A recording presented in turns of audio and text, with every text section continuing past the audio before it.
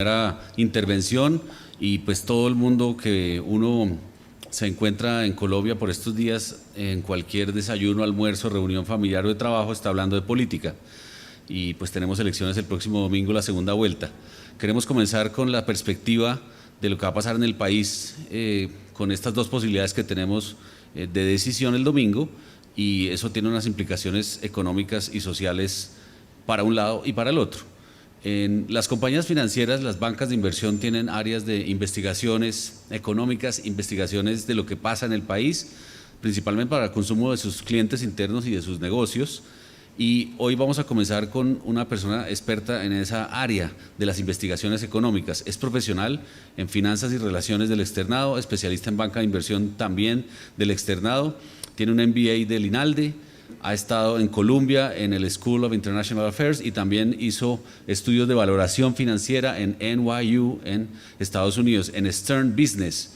Es gerente de investigaciones económicas y estrategia de Davivienda Corredores. Tiene amplia experiencia en todo lo que se llama estrategia de inversión.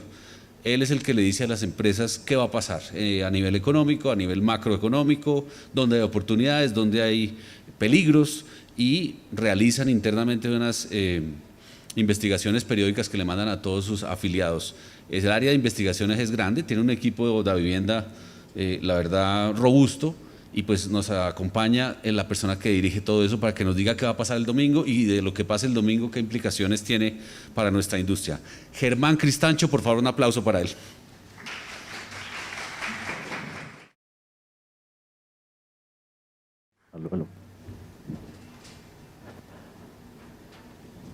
Bueno, pues muy buenos días a todos. Gracias, Jorge Hernán, por la presentación, a Beatriz por la invitación y a Ciclo de Riesgo también por la invitación. La idea que quisiera abordar tal vez en esta presentación es contarles un poco sobre el panorama económico, claramente sobre el panorama, digamos, de Colombia en el marco de las elecciones presidenciales y de las propuestas económicas.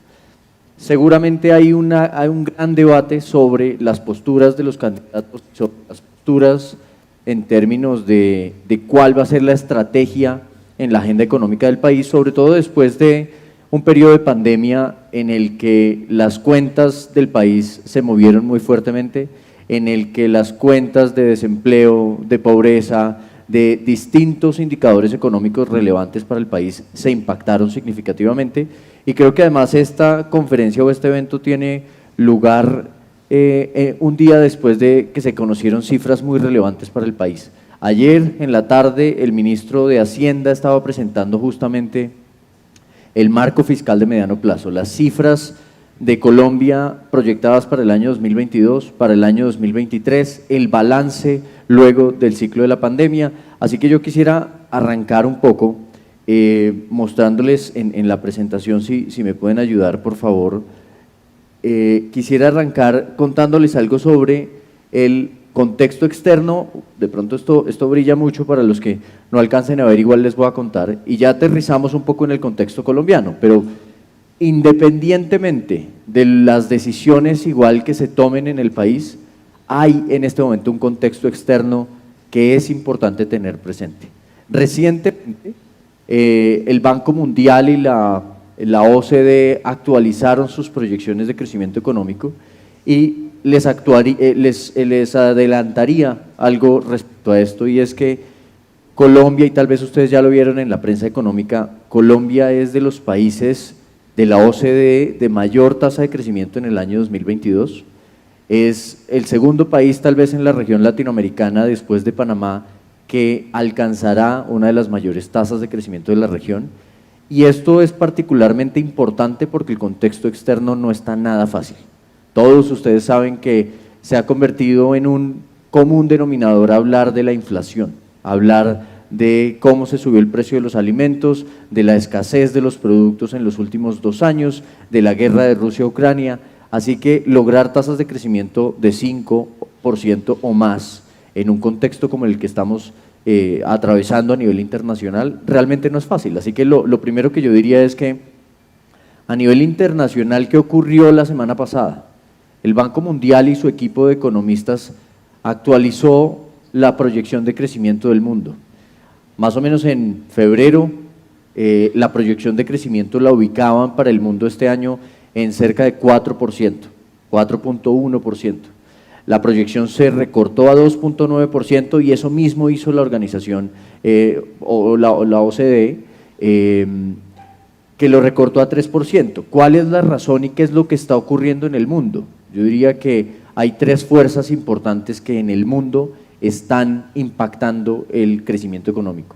Primero, la incertidumbre por la guerra de Rusia-Ucrania ha impactado significativamente la disponibilidad de muchos materiales o muchos insumos, por ejemplo, para el agro o cereales, fertilizantes, la misma disponibilidad de petróleo. Ha afectado el precio de las materias primas y como tal ha significado un aumento significativo la redundancia, un aumento importante de la inflación en el mundo. Eso tiene unas implicaciones relevantes en materia de consumo, en materia de la capacidad de compra que tienen los hogares a nivel global. Dos, esto ha llevado a que los gobiernos, los bancos centrales se tracen como objetivo controlar un poco esa inflación y eso va de cuenta de, en Estados Unidos, por ejemplo, moderar el gasto público, moderar el ritmo de inyección de recursos a la economía para que los hogares no sigan gastando al mismo ritmo que lo estaban haciendo y dos, o de la mano de eso, subir las tasas de interés. Esta semana el dólar incluso tuvo una volatilidad muy fuerte, llegó casi a 4.040 pesos, ayer estuvo alrededor de 3.970, pero hace muy pocos días el dólar en Colombia estaba alrededor de 3.700 pesos. La volatilidad ha sido toda y sobre todo porque hoy, 15 de junio, se conocerá la decisión de tasas de interés en Estados Unidos. La Reserva Federal en Estados Unidos probablemente suba sus tasas de interés más de lo que inicialmente se había proyectado y es justamente con el objetivo de controlar la inflación. Así que ahí está el segundo factor, las tasas de interés están subiendo muy rápido en el mundo y en Colombia. Y tercero, creo que, pues digamos que ya hablé un poco de lo que ha significado la incertidumbre de Rusia-Ucrania, que se tradujo en mayores precios, en la misma incremento en las tasas de interés para controlar la inflación, y muy derivado incluso de la situación Rusia-Ucrania y de lo que ya venía ocurriendo en el mundo con China y con Estados Unidos, el mundo se ha partido en dos, el mundo ha ido rompiendo las cadenas de interrelación de comercio, el flujo de comercio en el mundo se está afectando, las relaciones de globalización en el mundo se han estado afectando y eso también impacta un poco la velocidad con la que se puede lograr ampliar la capacidad en el mundo, la oferta de productos. Todo esto al final se ha sumado en que las perspectivas de crecimiento económico se están moderando. No sé si lo alcancen a ver, pero en esta columna que dice 2022 son cambios frente al informe de enero y lo que se ve es como en todas las economías avanzadas, en todas las economías en desarrollo, las proyecciones de crecimiento se recortaron en más de un punto porcentual. En Estados Unidos, por ejemplo, la proyección de crecimiento apunta a un avance de la economía de cerca de 2.5% este año. En Europa es donde están surgiendo las mayores preocupaciones, sobre todo porque Europa es una región exportadora industrial dependiente de energía y con la situación de Rusia-Ucrania lo que se le está cortando es la fuente de energía. Eso ya lo vamos a ver un poco más adelante, tiene particularmente un beneficio en economías como la colombiana. Solo en el mes de abril, el repunte en inversión extranjera directa en petróleo y minería fue muy importante a niveles equiparables a los de 2012 o 2013, cuando estábamos en un buen contexto de producción de petróleo y de precios de las materias primas. Y lo mismo ha ocurrido con los ingresos externos vía exportación de carbón. Durante el mes de abril frente al mes de marzo, las exportaciones de carbón en nuestro país significaron un ingreso adicional de casi unos 700 millones de dólares. Entonces también quisiera decirles que Colombia está contrastando muy fuertemente con lo que está pasando en el mundo. No es solo algo de Colombia, creo que es algo, si me ayudan con la siguiente porque creo que no me está eso, es algo que está pasando también en América Latina. Si se dan cuenta, las revisiones al crecimiento económico en el mundo fueron generalizadas a la baja, pero en América Latina no. Tal vez de los pocos países en los que sí se recortaron las previsiones es México y sobre todo por su cercanía a Estados Unidos, pero en América Latina no. América Latina ya venía presentando unas tasas de crecimiento muy bajas y aquí quisiera hacer yo un llamado bien importante porque cuando uno se pregunta el por qué hoy América Latina solo crece a tasas del 2.5%, hay muchas razones que explican esto. Primero, porque en América Latina se han venido subiendo muy fuertemente las tasas de interés. Países como Chile o Perú en su momento en la pandemia permitieron que se retiraran recursos de los fondos de pensiones, claramente en un contexto muy complejo que era el contexto de la pandemia, para generarle recursos a los hogares y que se pudiera mantener el gasto y que se pudiera mantener la dinámica de la economía. Pero hoy cuando miramos hacia atrás nos damos cuenta que probablemente no era tan necesario. Dicen por ahí que es más fácil ser historiador que profeta. Hoy es mucho más fácil juzgar, ¿cierto? No estoy juzgando, sencillamente haciendo la evaluación, uno se da cuenta que haber permitido ese gasto adicional, lo único que llevó fue a un recalentamiento de las economías chilenas y peruanas, y eso lo que terminó significando es que los bancos centrales tuvieran que salir a subir muy fuertemente y muy rápido sus tasas de interés, y por eso las economías están teniendo un aterrizaje forzoso. Pero otro contexto que se ha dado en América Latina en los últimos años es un contexto de inversión privada que ha venido disminuyendo su participación como porcentaje del PIB por muchas razones, por contextos políticos, por casos como el de Odebrecht que arrancaron hacia el 2014 en Brasil, por una cantidad de factores. La tasa de inversión en América Latina se ha venido disminuyendo en los últimos 6, 7 años y eso está determinando que América Latina, si no hubiese sido por esta moderación de crecimiento global, ya las proyecciones del Fondo Monetario Internacional, por ejemplo, en enero, marcaban a América Latina como una de las regiones de menor crecimiento a nivel global. Ahora los papeles se invirtieron un poco, y es que si bien América Latina de todos modos crece poco, el mundo se está deteriorando muy rápidamente en perspectivas de crecimiento. Particularmente el crecimiento que proyecta, por ejemplo, el Banco Mundial para Colombia es un crecimiento del 5.4%. La OCDE proyecta un crecimiento de 6.1%. El gobierno nacional ayer actualizó su proyección de crecimiento a 6.5%. En el mundo lograr tasas de 5 o 6% hoy es algo muy difícil, muy difícil, ¿sí? Eso quisiera mencionarlo y porque, como les decía, no es solo un tema de Colombia, es un tema de la región que está viendo un beneficio importante de los altos precios de las materias primas. Probablemente es un efecto coyuntural, ¿sí? Pero es un efecto que en este momento, créanme, es una buena noticia. ¿En qué sentido? En que tal vez muchas personas no estarán familiarizadas con términos económicos, pero se ha vuelto común hablar de esta inflación, se ha vuelto común hablar de estancamiento económico e inflación alta. Una mezcla muy difícil para un gobierno o para un banco central. Atender una economía que se está desacelerando, en donde la disposición a gastar es cada vez menor, en donde se ve que los carros o las viviendas están muy costosas, en donde los empresarios les cuesta transferir el aumento en costos, pero en donde los inventarios de petróleo, cobre, níquel, fertilizantes y alimentos están tan bajos que los precios no ceden. Y el salario mínimo crece y crece. Y en Chile el salario mínimo crece al 14%. Y tengo que subir los salarios, pero no puedo transferirlo. Eso genera para los empresarios un apretón en sus cifras financieras muy importantes. Por eso es tan importante el escenario de esta inflación, porque un escenario de esta inflación produce más costos, por ejemplo, para un gobierno, porque su deuda está indexada a la inflación, pero no produce necesariamente más ingresos, porque sus empresas no necesariamente venden mucho más.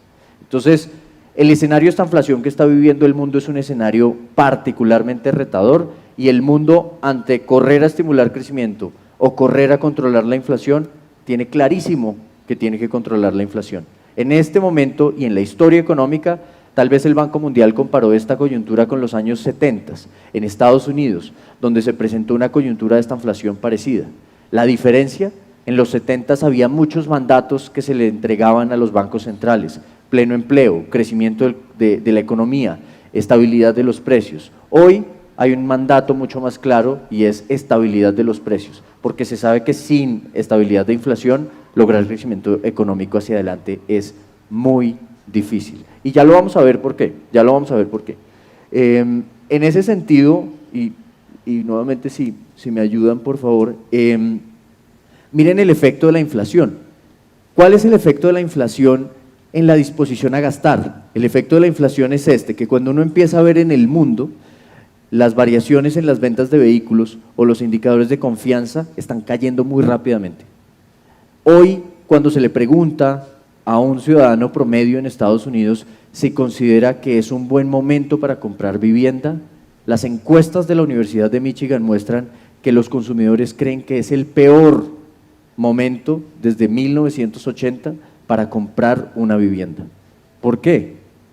Porque el precio medio de la vivienda en Estados Unidos está alrededor de los $360,000, porque el precio de la vivienda en Estados Unidos se subió casi un 20% respecto al 2019, porque el precio en las economías desarrolladas se subió casi, de la vivienda se subió casi un 20%, y porque el precio de los vehículos, incluso usados, se subió.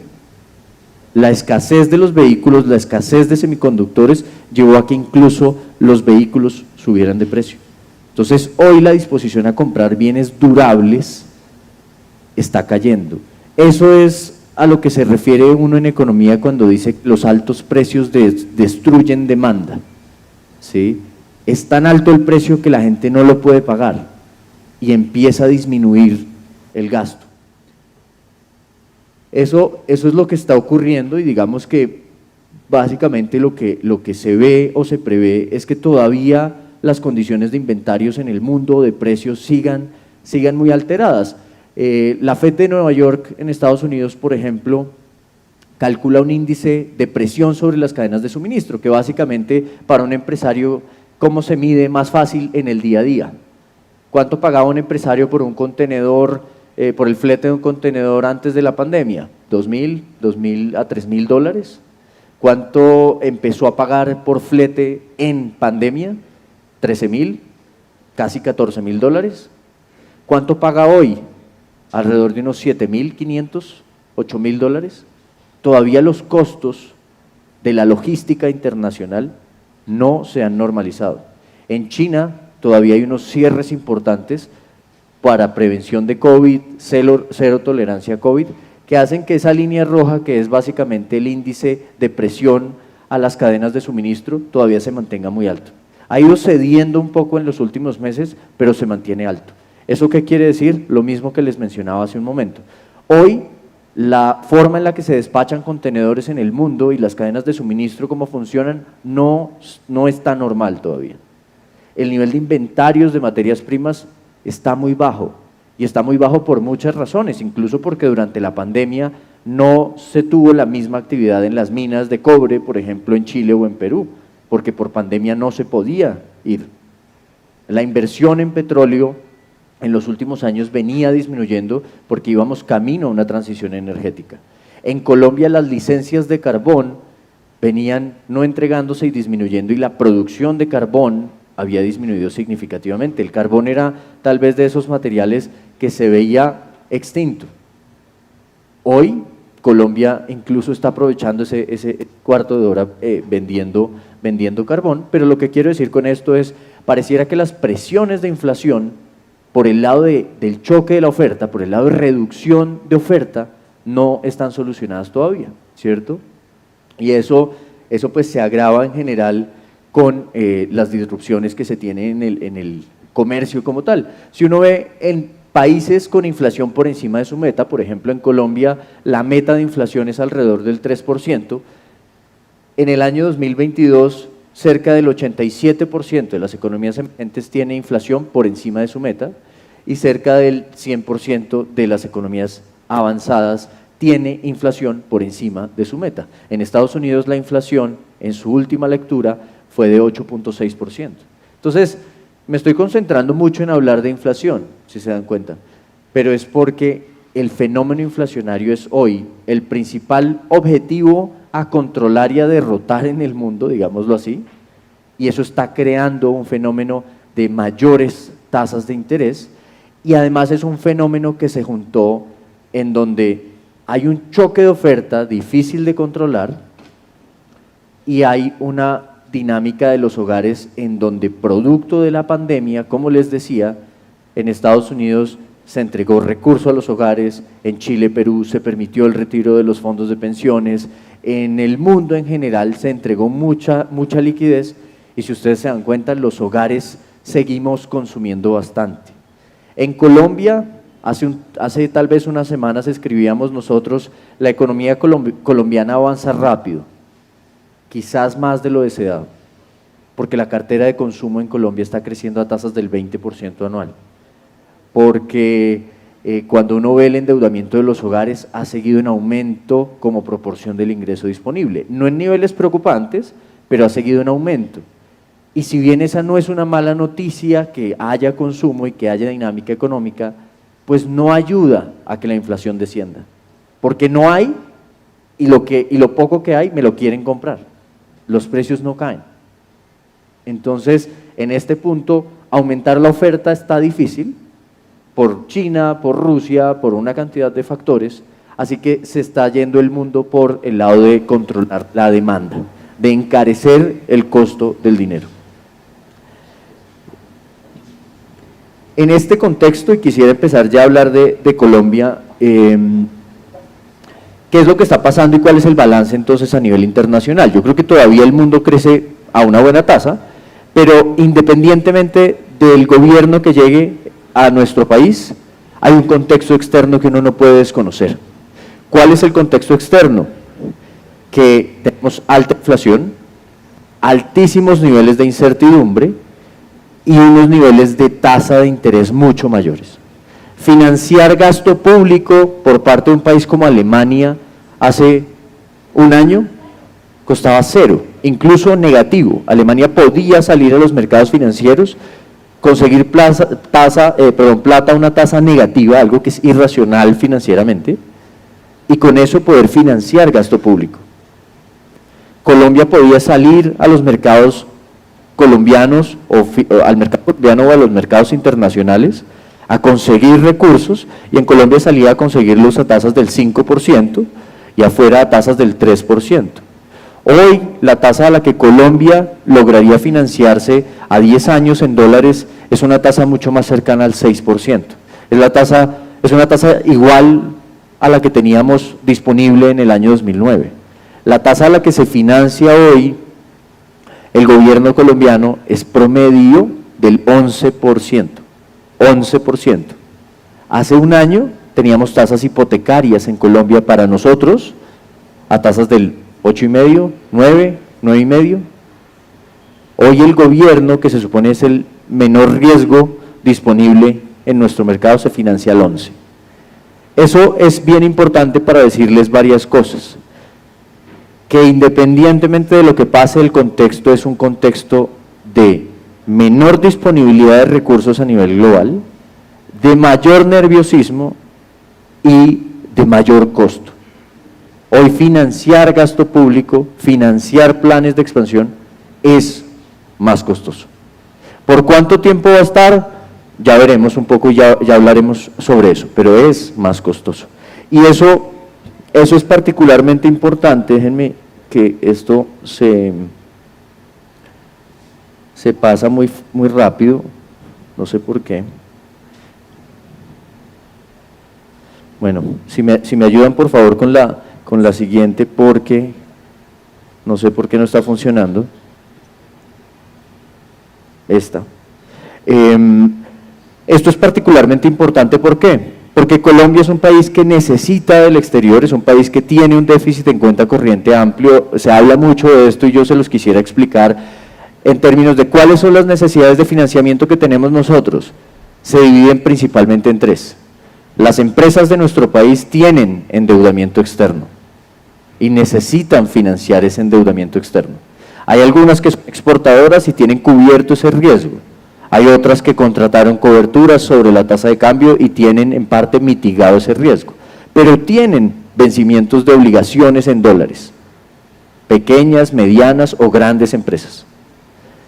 Nuestro país importa y exporta y es algo que sabemos que importamos más de lo que exportamos. Incluso algo que me ha llamado la atención y que no necesariamente es una mala noticia y por el contrario creo que es una buena noticia, es que parte de lo que explicó el déficit comercial de nuestro país en los últimos meses es la fuerte importación de maquinaria y equipo. La economía ha estado consumiendo tanto que a los empresarios les ha tocado ampliar su capacidad productiva y lo que ha venido creciendo es una importación de maquinaria y equipo relevante. Eso no es una mala noticia desde el punto de vista de inversión, lo que sucede es que nos genera un desbalance entre lo que exportamos y lo que importamos. Yo particularmente creo que ese balance se va a ir equilibrando un poco, todavía va a seguir amplio, pero se va a ir equilibrando. En términos de dólares es básicamente que nosotros tenemos un déficit anual de casi unos 18.000 millones de dólares. Entonces tenemos que salir a conseguir 18.000 millones de dólares al año en inversión extranjera directa, en inversión hacia los mercados financieros o en deuda, ¿sí? De ahí lo importante, como les decía, de mantener las puertas igual abiertas a la inversión extranjera directa, porque es la que financia nuestro déficit, mientras nosotros logramos equilibrar por lo menos ese déficit, ¿sí? Y cuando uno se compara y cuando ustedes ven esas barras de ahí, Colombia es perfectamente dentro de las economías emergentes, junto con Turquía y con Perú y Chile, unas de las economías que tienen unas necesidades de financiamiento externo grandes. No tanto por la deuda pública, porque el gobierno ha venido haciendo algunas operaciones de deuda que extienden los compromisos que tiene nuestro país al futuro, al 2024, 2025 y a más largo plazo, pero sí explicada en dos frentes, en la deuda que tienen nuestros empresarios y en el déficit comercial tan grande que tenemos, ¿sí? Por eso es tan importante y por eso la tasa de cambio nuestra sigue siendo tan volátil, porque tenemos una condición y es que somos deficitarios de dólares y en ese sentido nuestra moneda siempre será muy volátil. Voy incluso mezclando algunos aspectos con lo local, pero esto es para decirles que algo que sí ha pasado en Colombia y que ha pasado en América Latina y que aunque hemos visto el dólar fluctuar a 3.700 o por debajo y a 4.000 este año, si ustedes se ponen a pensar, el dólar terminó el año 2021 en 4.070 pesos. En este momento estamos en 3.970. Realmente el dólar en nuestro país no se ha fortalecido más. Claro, y muchos dirán, y con justa razón, claro, pero es que el dólar se fortaleció ya el año pasado muchísimo. Eso es cierto, pero lo que les quiero decir es que este año, a diferencia de lo que venía ocurriendo en Brasil, en Chile, en Perú, en Sudáfrica, en Australia y en Colombia, la moneda se ha mantenido estable, volátil pero sobre el mismo nivel. ¿Qué tienen en común esas 6 economías? Son productoras y exportadoras de materias primas. En el resto, lo que hemos visto es un debilitamiento importante. Hoy, el Banco Central Europeo convocó una reunión de emergencia. ¿Por qué? Porque sus activos financieros se están golpeando muy rápido y porque el euro ha ido cada vez más cerca de la paridad frente al dólar, ¿sí? Eso no está pasando en nuestras monedas y eso también quiero hacer un llamado y es el contexto, si bien es algo coyuntural, pareciera, nos está favoreciendo y los flujos de inversión están llegando a nuestras economías. Y en flujos de inversión, por ejemplo, de portafolio, que es lo que hacemos nosotros en el día a día, los inversionistas extranjeros han comprado este año cerca de 8 billones de pesos en deuda pública colombiana. Y uno diría, y esto también es un dato que me parece, o una cifra que quiero darles porque me parece bien llamativo. Estamos próximos a unas elecciones muy relevantes para nuestro país. Antes de primera vuelta, los inversionistas extranjeros compraron 4 billones de pesos en deuda. En lo que vamos de junio, los inversionistas extranjeros han comprado cerca de 1.3 billones de pesos en deuda. Y lo que ocurre normalmente en América Latina es que la visión interna siempre es mucho más negativa de lo que los extranjeros ven hacia nosotros. Parte de mis días o de mi día a día es justamente hablar con inversionistas en Nueva York, en Londres, en España, Alemania, hablar sobre la visión y este año sí que más. Este año por el contexto político sí que ha estado movido el trabajo justamente en eso.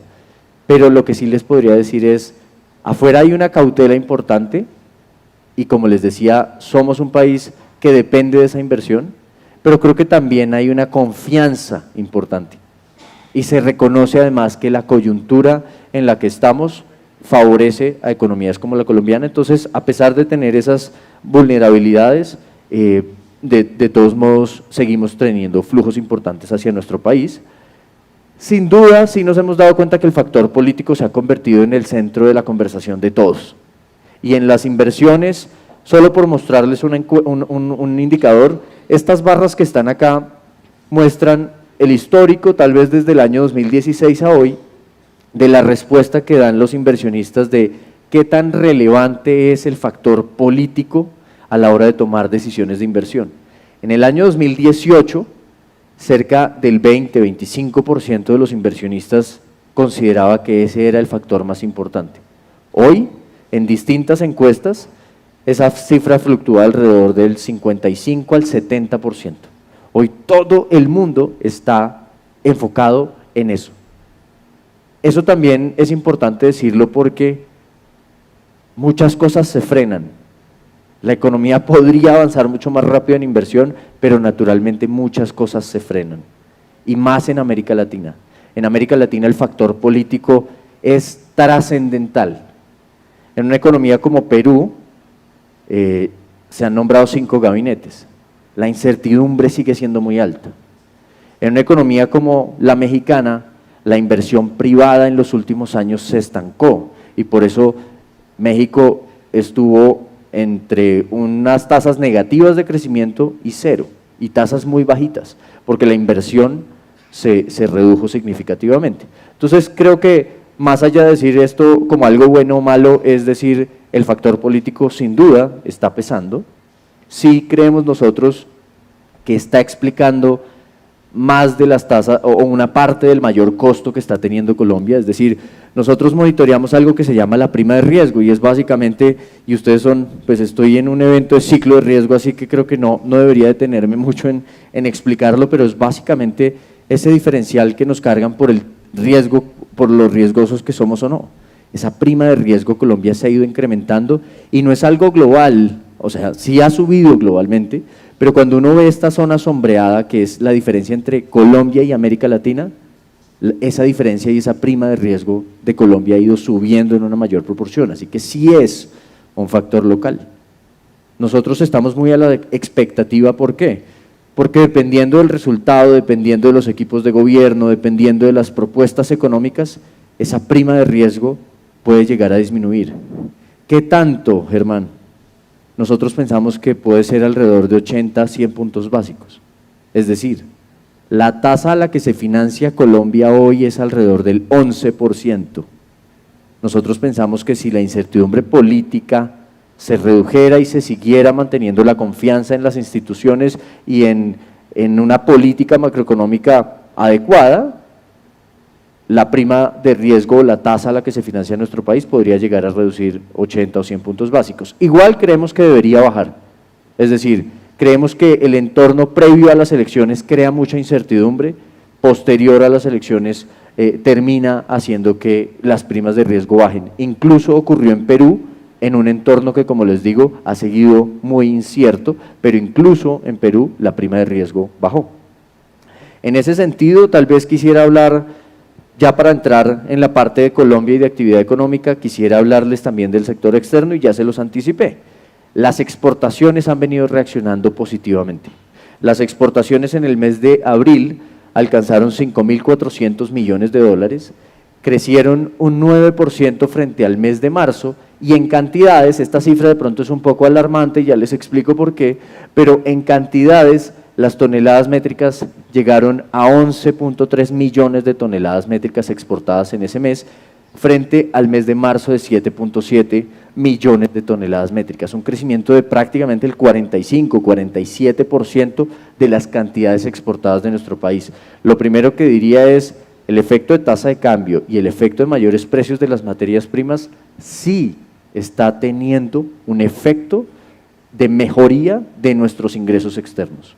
Sí está pasando. El Banco Mundial decía hace una semana, cuando presentaba sus proyecciones, decía, estamos en un momento de la historia económica, estamos en un momento económico en el que los países importadores de materias primas le van a transferir riqueza a los países exportadores de materias primas. Y así es, quien es deficitario hoy de petróleo, le cuesta muchísimo poder conseguir fuentes de energía. Ejemplo, Europa o Turquía. Y están haciendo hasta lo imposible. Estados Unidos, ustedes vieron que se acercó a Venezuela a que produzca más petróleo. La producción de petróleo de Venezuela venía de 3 millones de barriles hace unos años a 550.000 barriles. En los últimos 2 meses, esa producción ya ha ido aumentando a 720.000 barriles por día. Venezuela, que se veía por allá. El carbón, el ministro Diego Mesa decía que Colombia incluso ha reactivado sus ventas de carbón a Irlanda y a otros países y se está vendiendo la producción de carbón de los próximos 18 meses y eso está reactivando, como les decía, las exportaciones de carbón. Vuelve y juega y no porque no quiero desconocerlo, es un tema coyuntural, el mundo va hacia una transición energética. Esto es un tema coyuntural, sobre todo en productos como el carbón. Tal vez la migración del petróleo hacia adelante no se ve tan rápida, pero el mundo va hacia una transición. Estamos en un momento particular de buen comportamiento de materias primas que particularmente a 2 regiones del mundo favorece, a África y a América Latina. La diferencia es que un inversionista parado en Nueva York o en Londres no tiene cómo invertir en África, así que buena parte de los recursos los están destinando a América Latina, ¿sí? Pero el ciclo, los ingresos externos han mejorado y si ustedes se dan cuenta, esa zona roja, que es combustibles y actividades extractivas, está subiendo. Aquí el reto es que lo demás suba, que eso gris suba, y ha venido subiendo. La parte de agropecuarios, alimentos y bebidas ha venido subiendo. Y ya pesa, después de que hace unos años pesaba el 11% del total de las exportaciones, hoy ya pesa cerca del 20%. Ha venido subiendo, pero ahí, sin duda, hay un trabajo por hacer muy grande. Inversión, como les decía, vean la barra de abril, inversión extranjera directa, como es una de las más altas desde el año 2016, esa barra del mes de abril, en donde entró un monto importante de recursos hacia petróleo y minería. Y esa es otra cosa que parece bien importante, y es, estamos próximos a unas elecciones, ¿no? Y llegaron más de $1.000 millones al sector, y a un sector que está en el ojo de las propuestas económicas. Hay algo de confianza en nuestro país que se ve en estos flujos de inversión también. En el contexto local, yo les decía, creo que Colombia se está destacando y diferenciando. No es un contexto que se vaya a mantener por completo porque, como les decía, permitir que los hogares sigamos gastando al ritmo que lo venimos haciendo, lo único que dificulta es que la inflación baje. Yo en estas últimas semanas o últimos meses les decía, no es que yo quiera pagar más, por ejemplo, por echar gasolina a mi carro, la verdad no quisiera, pero lo que no puede pasar es que mientras el petróleo está en $120 por barril, en Colombia realmente no hemos sentido ese efecto. En Colombia nosotros no ha sucedido nada. Mientras en Brasil llenar un tanque de 14 galones es equivalente al 33% del salario mínimo, en Colombia es equivalente al 13% del salario mínimo, que igual no es bajito, ¿no? Pero les estoy diciendo, llenar un tanque de 14 galones con 9.200, 9.300 pesos gasolina corriente, estamos hablando de 120 y tanto, casi 130.000 pesos, casi el 13% del salario mínimo. En Brasil, en Chile, en otros lugares del mundo, eso oscila entre un 20% y un 33%, que el caso más alto es el de Brasil. Y uno con 14 galones no anda un mes, ¿sí? Uno tiene que tanquearlo 2 veces, así que la persona que tenga carro en Brasil tiene que gastarse el equivalente al 66% del salario mínimo para andar en carro ese mes. Seguramente no vamos a llegar allá, pero lo que quiero decir es, con esto es, no es justo, no es más que justo, no, sino no es tan razonable seguir manteniendo ese subsidio o esa condición, porque en la medida en que no se siente que se encareció, el consumo sigue siendo muy fuerte, ¿sí? Y eso mismo está pasando en la economía. De hecho, ayer, con la presentación del marco fiscal de mediano plazo, lo que se anunció es que a partir de junio, el precio de la gasolina corriente y el ACPM va a subir. Y va a subir de aquí en adelante hasta que la brecha o el déficit que se está generando en el Fondo de Estabilización de los Precios del Combustible se cierre o se equipare, porque esto está significando un déficit grande. ¿Pero por qué empecé a hablar por ahí? Porque lo que les estoy diciendo es que la economía va bien, la economía colombiana avanza rápido, quizás más de lo deseado, porque la economía colombiana debería en sus tasas de crecimiento promedio crecer al 3,5%, o si hay más inversión privada y hay un aumento estructural de nuestra capacidad, la economía debería crecer a tasas del 4 o 5%, como nos lo hemos trazado como meta en algún momento.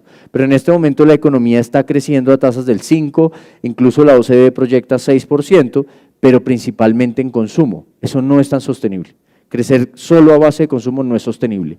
¿Qué ha pasado con la economía recientemente? Sí se ha recuperado muy rápido.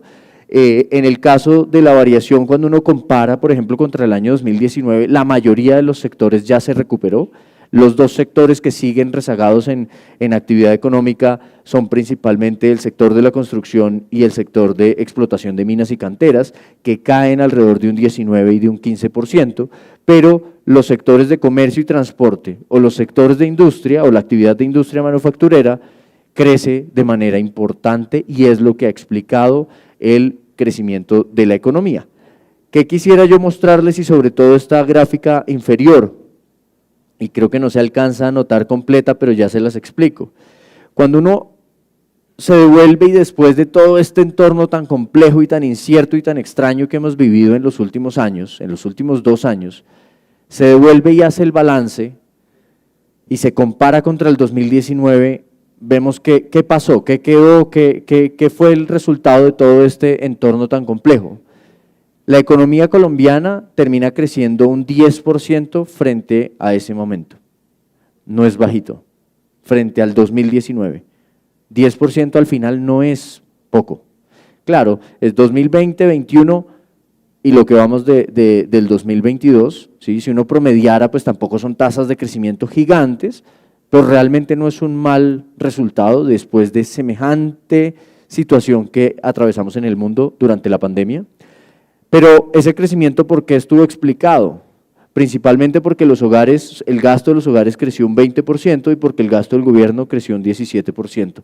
El hecho de que el gobierno haya salido a gastar sí ayudó a que la dinámica de gasto de la economía se mantuviera. Aquí la conclusión es la misma, crecer basados en consumo no es sostenible y de hecho uno ve, por ejemplo, que lo que se llama formación bruta de capital, que es inversión privada, miren cuánto creció en esa barra roja. Nada, 0,7%.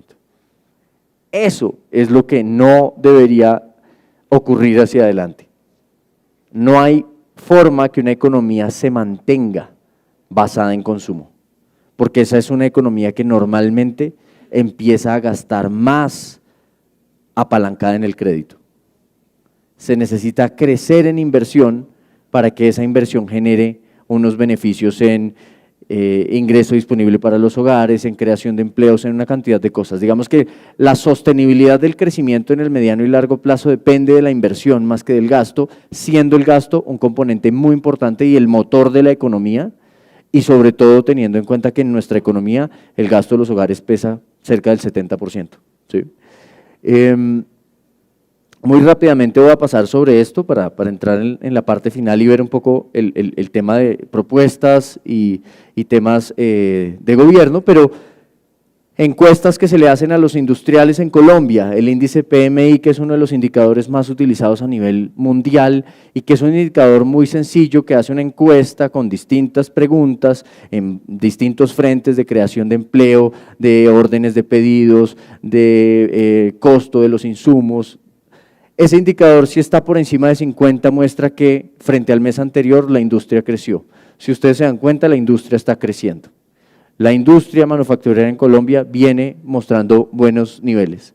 La confianza de los consumidores, por un indicador que tenemos nosotros en el grupo y el indicador de Banco de Vivienda, en donde medimos confianza cada semana, nos muestra que en los últimos meses la confianza de los consumidores había venido cayendo, sobre todo por el entorno de inflación, y recientemente se estabilizó, incluso mejoró un poco.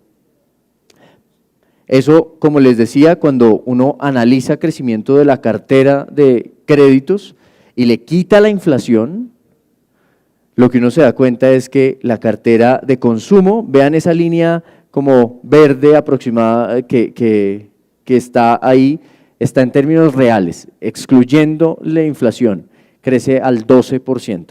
La cartera de consumo está creciendo muy rápido, por eso es que el Banco de la República, previendo que los hogares no se endeuden más de lo que debieran y no vayamos a tener una complicación hacia adelante, porque hacia allá vamos, digamos, y vuelvo a lo mismo, si la tasa a la que se financia el gobierno es del 11%, si la tasa a la que se están financiando los bancos es del 12 y del 13%, ¿a qué tasa nos prestan a nosotros? ¿Sí? La tasa de interés en general en la economía está subiendo y va a subir mucho más. Y eso tiene un efecto sobre la moderación en el crédito y de hecho eso es lo que se busca con esos aumentos. La tasa de interés del Banco de la República, nosotros creemos que va a seguir subiendo, que actualmente está en el 6%, va a llegar probablemente a tasas del 9 o 9,5% al finalizar este año. Entonces, si se dan cuenta, cuando empecé a decirles que el contexto de inflación estaba creando unos mayores niveles de tasa de interés en el mundo, no es una excepción en Colombia, también lo está creando. El hecho de que los recursos sean más costosos apuntan a una desaceleración económica. ¿Cuál es la diferencia? Que Colombia tiene unos vientos a favor por los altos precios de productos exportables, porque la dinámica interna viene bien, porque el Banco de la República en su momento tomó unas decisiones prudentes en el manejo de la economía y pareciera que sí vamos camino a una desaceleración, pero es una desaceleración más normal, no un aterrizaje forzoso como el que se ha dado en otras economías, como en Chile, por ejemplo. En Chile se proyecta recesión económica en los próximos 12 meses, después de que Chile tuvo un repunte importante y a pesar de que Chile es un país exportador de cobre y los precios se han mantenido altos, ¿sí? Entonces, esto es solo para decir que la cartera pues, ha seguido comportándose bien, el recaudo de impuestos en Colombia ha seguido bien, de hecho, en los ingresos tributarios el gobierno subió su meta casi unos 19 billones de pesos porque el recaudo viene creciendo casi un 30% anual y viene casi unos 15 billones o un 15% por encima de la meta que tenía trazada el gobierno. Aquí el reto sigue siendo el mismo, la inflación. ¿Qué ha pasado con la inflación? Y con esto quisiera terminar e ir a la parte, pues como les digo, de la parte de propuestas, pero la inflación en Colombia está alrededor del 9,07%. Buena parte de lo que ha explicado esto es el aumento de los alimentos. La inflación de alimentos en los últimos 12 meses alcanza 21,6%, pero la inflación normalmente tiene unas olas, unos efectos de primera vuelta y unos efectos de segunda vuelta. ¿Cuál es el efecto de primera vuelta? Que se suben los costos de las materias primas y se suben los costos de los alimentos. Ahora viene el efecto sobre lo demás y es que las lecturas de inflación suben los costos de financiamiento de las empresas, suben los arrendamientos, la educación y empieza a indexarse la inflación. Entonces, al final lo que va a terminar sucediendo es que la inflación nosotros sí creemos que va a ir moderándose, pero en la medida en que alimentos se empieza a moderar, el resto empieza a compensar esa dinámica de disminución y esto pues para decirles, por ejemplo, que si bien nosotros creemos que efectivamente la inflación de alimentos puede empezar a descender y cerrar el año más cerca de niveles, qué pena no se alcanza a ver ahí, pero más cerca de niveles cercanos al 12 o 13% en el año completo, lo que viene pasando es que los precios de la energía eléctrica van a seguir aumentando, de hecho fue uno de los principales componentes del aumento de los precios en el mes de mayo. Los precios de los combustibles, si ustedes ven, suben un 5.8%, pero es algo que ha estado subsidiado o algo que ha estado controlado por el Fondo de Estabilización de Precios de Combustibles, pero hacia adelante va a subir. Vamos a ver, el gobierno actual está planteando ajustar los precios a partir de junio y de aquí hasta el año 2023, por lo menos hasta agosto, para que ese déficit se equipare y se cierre. ¿Qué decisión tomará el nuevo gobierno? Es lo que no sabemos. Pero desde hoy se están dejando unas cartas sobre la mesa de ajustar los precios de los combustibles, ¿sí? Sobre todo, insisto, porque el déficit es grande, el déficit llega a ser casi de 40 billones de pesos este año, y lo otro que impacta pues los precios es, por ejemplo, la parte de arriendos. Lo que hemos empezado a observar es que el componente de arrendamientos en la economía colombiana ha venido aumentando.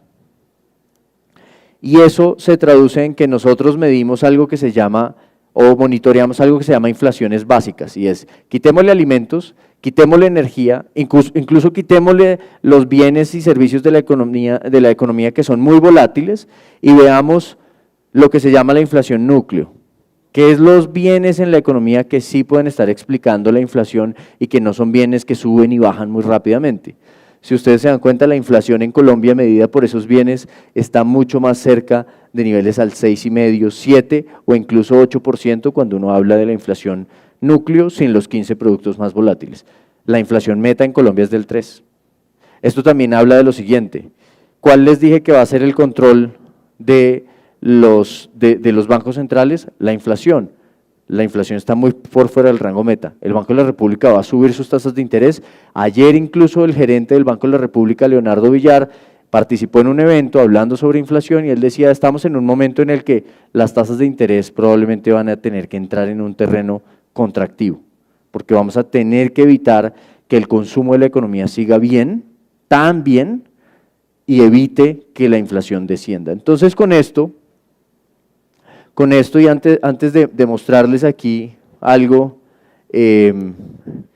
para cerrar, lo que quisiera es decirles cuál es el contexto, independientemente de las propuestas económicas o de la posición que tengan los presidentes, hay un contexto externo muy retador, en donde se está enfrentando con uno de los riesgos más relevantes, por lo menos no observados de los años 70, que es la estanflación.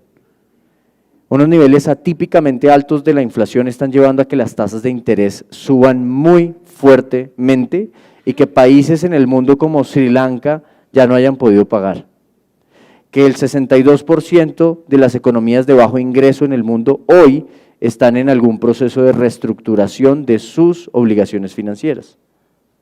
Y en donde a los países emergentes, si bien algunos exportadores de materias primas nos cogen un buen momento y eso nos genera ingresos y nos transfiere riqueza del mundo a nosotros, no somos exentos de que el aumento en los costos de financiación se mantienen altos. De ahí la relevancia de mantener abiertas las puertas a los capitales y a la financiación externa, porque, como les decía, no solo es porque seamos deficitarios, sino porque el contexto externo no está fácil. Las alarmas a nivel internacional han sonado duro.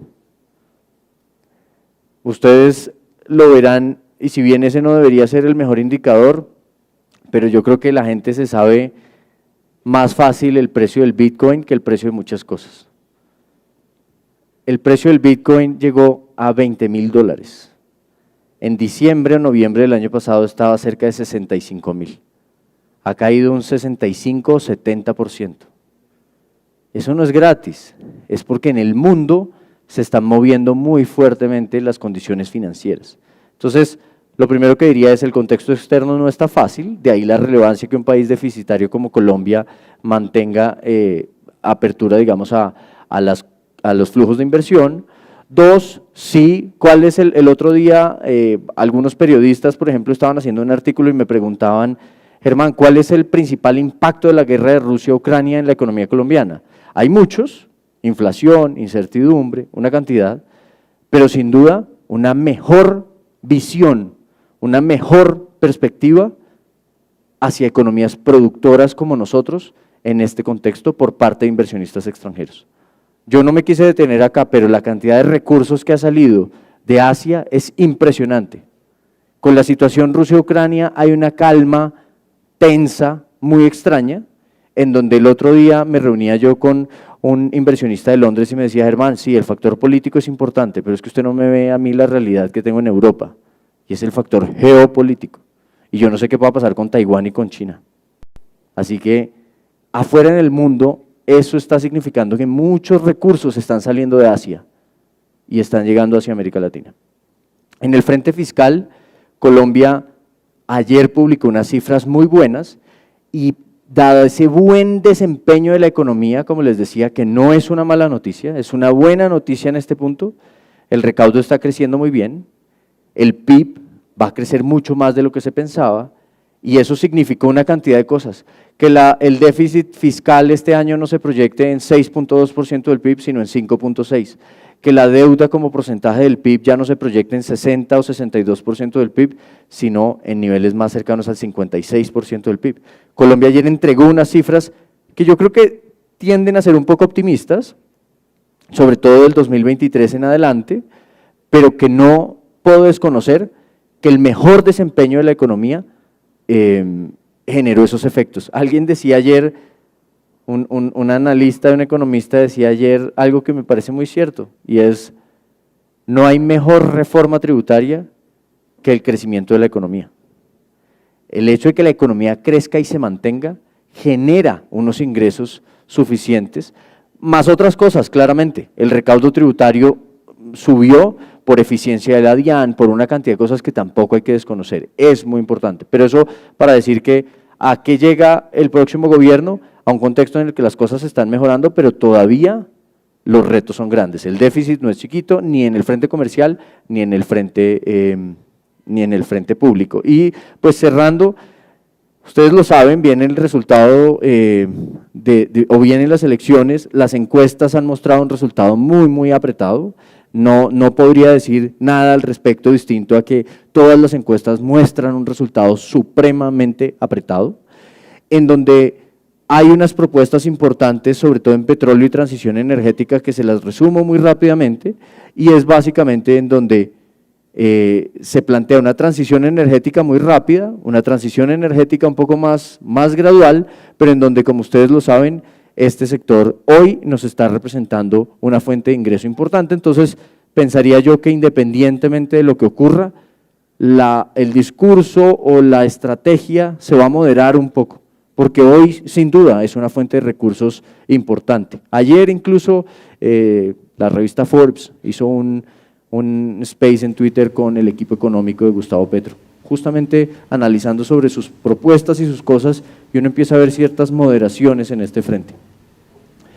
Pensiones y salud seguramente va a ser el eje central, pensiones va a ser un eje central, sobre todo para obtener recursos y soportar programas sociales, y en la parte tributaria y fiscal también va a haber un eje central, sobre todo en la propuesta del candidato Gustavo Petro. Hay un enfoque muy grande en una reforma fiscal estructural del país y una reforma fiscal que básicamente busque equiparar tasas nominales y efectivas de tributación y busque gravar más las rentas laborales y rentas de capital. Entonces, yo no quisiera entrar en el detalle, ustedes ya lo han visto, pero lo que quisiera es sencillamente decir, y para cerrar y terminar, yo siento que ha habido muchas propuestas en el lado económico. Vamos a ver, y el resultado de este fin de semana es súper importante, y como se los mostraba, todo el mundo, el país entero y el 80% de los inversionistas está pendiente de este resultado. Así que después de este resultado algo va a pasar, para bien o para mal.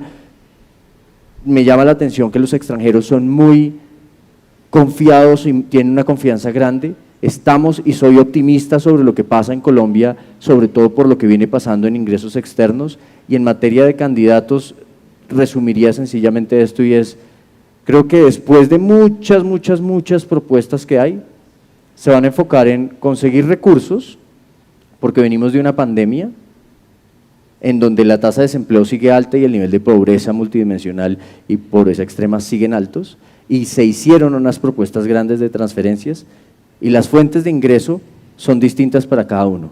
En uno son eficiencia del gasto público y eficiencia del recaudo y eficiencia en ese frente de recursos. En el otro hay dos fuentes importantes, reforma tributaria y reforma pensional, y esos serán los frentes muy probablemente que se van a seguir. Un aplauso para Germán.